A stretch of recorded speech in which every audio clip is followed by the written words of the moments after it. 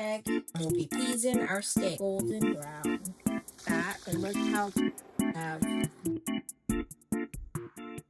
Hi everyone, welcome to this week's recipe. This week I'm going to show you guys how to make a chicken fried steak with a miso white gravy. It's a twist on the classic white gravy, but I'm adding miso to add more umami flavor. So let's get started. So first, I'm going to mix up some Creole seasoning. It's just onion powder, garlic powder, white pepper, cayenne pepper, paprika, and salt.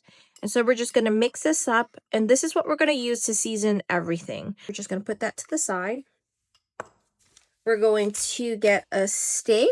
So here I have a ribeye, and whenever I'm picking out a ribeye, what I'm looking for is for this muscle here, the spinalis, it's always the cap of the ribeye. It's always separated by this like piece of fat right here. I want the biggest one because this part, this muscle or this meat is my favorite part of the ribeye.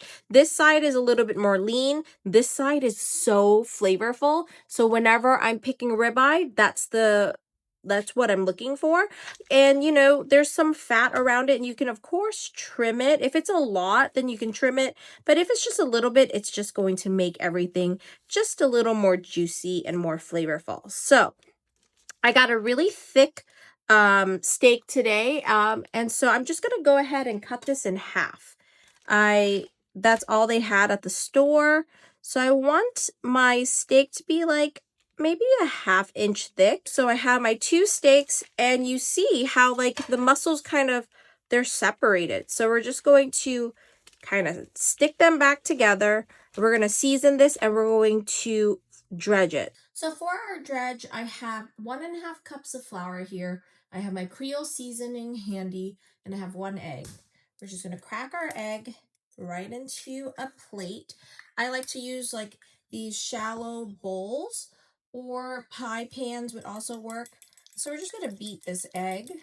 You could always thin your egg out with a little bit of milk, buttermilk, or even water, but I like just the texture of an egg.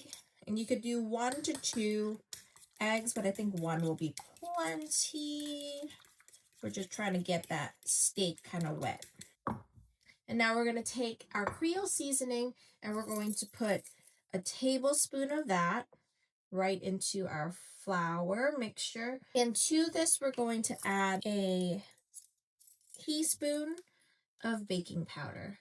And what does the baking powder do? It's going to make that crust that's going to go on the steak just extra fluffy. It also like kind of aerates the batter to make it light and crispy.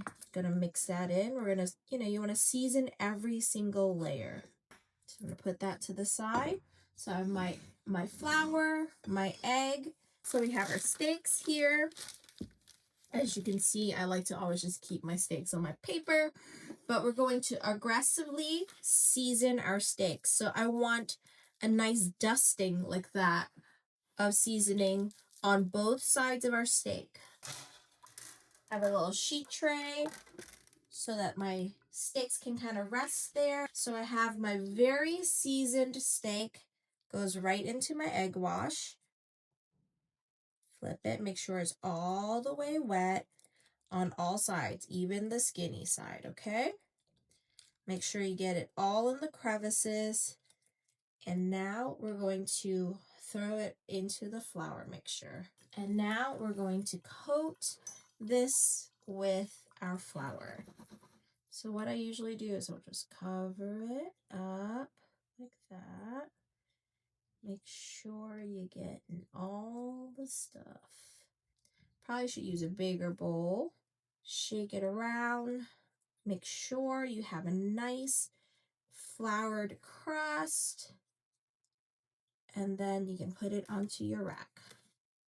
Okay, in goes the other one.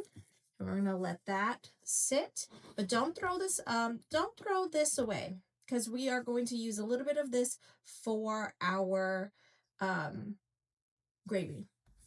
Our steaks are dredged and ready to go fry. We want them to sit for at least 5 minutes before we before we fry it. So while we wait for this, we're going to make our gravy. So for our gravy, we're going to start with butter. We're going to melt this butter down. Of course, you can use any kind of fat. So like bacon grease is great. That's more traditional. Any kind of fat, really duck fat even works. But today I'm going to use butter. And what I like to do is I like to kind of toast the butter. And we're going to add 3 tablespoons of miso. 3 tablespoons of this flour mixture that we just dusted our steak in. And we're going to add 2 cups of milk. So I can smell my butter's nice and toasted. You can see the bubbles are kind of subsiding a little. And it smells really nutty. So now I'm going to add 3 tablespoons of this dredge. We're going to mix that together. And it's going to form into a paste and then a roux, which is great. So your miso is going to be a paste. And so I like to kind of mix it all together. Let it kind of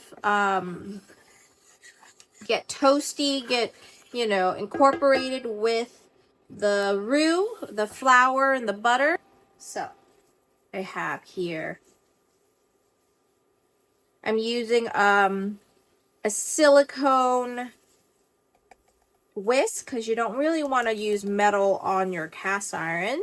Now I'm going to use my spoon and I'm just going to scrape and really let this get incorporated. You just want to break up the miso. You see how it's getting kind of chunky. That's totally fine.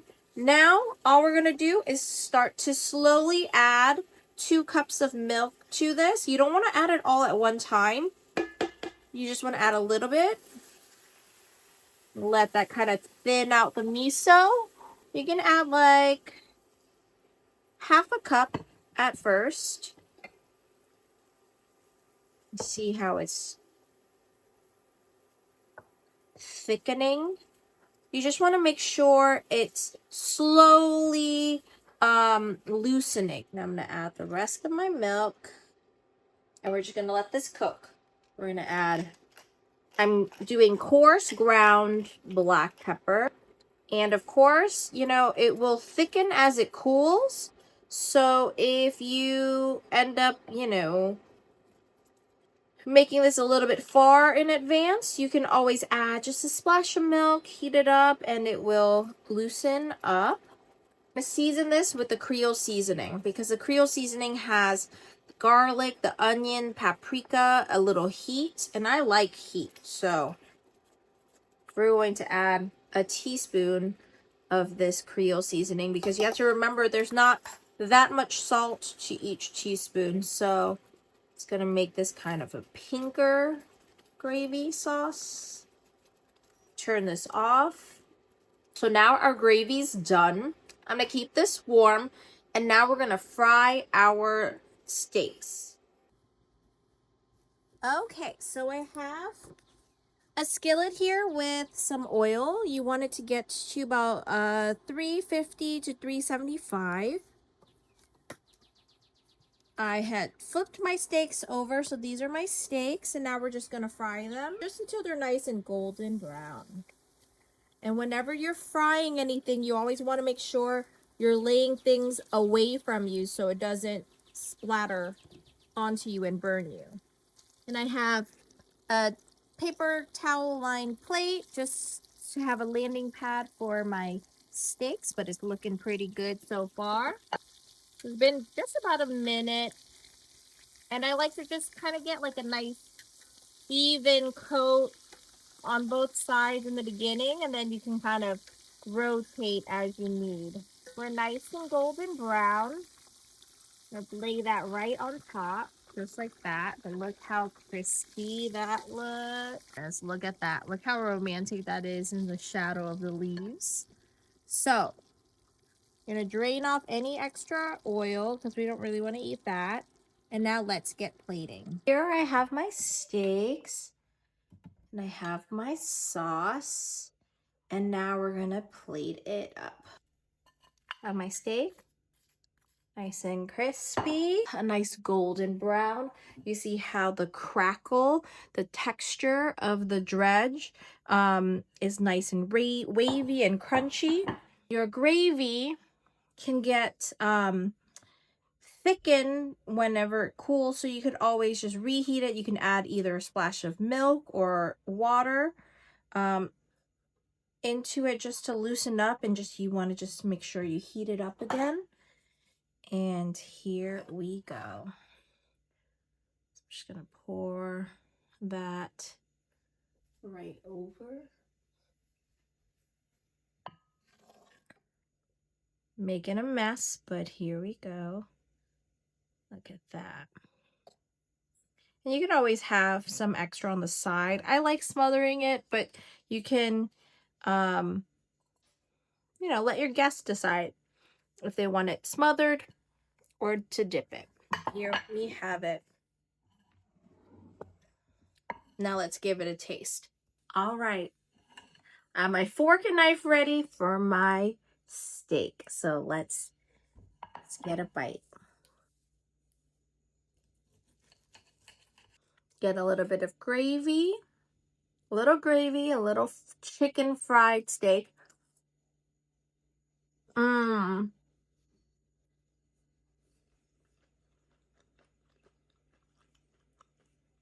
So simple. I hope you guys enjoy. And cheers. See y'all next week.